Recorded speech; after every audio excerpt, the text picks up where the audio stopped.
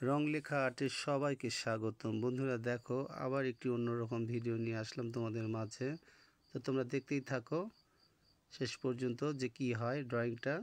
তো আমি চেষ্টা করছি নিত্য নতুন ড্রয়িং নিয়ে আসার জন্য এবং একটু অন্যরকম।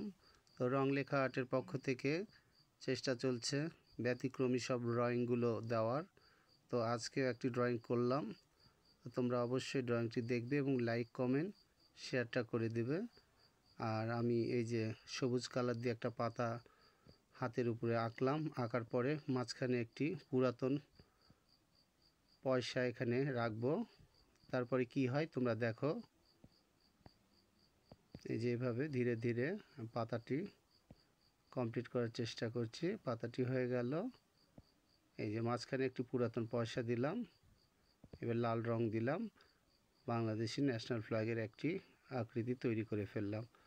তো বন্ধুরা এইভাবে পাশে থেকো। আজ এখানে শেষ করছি।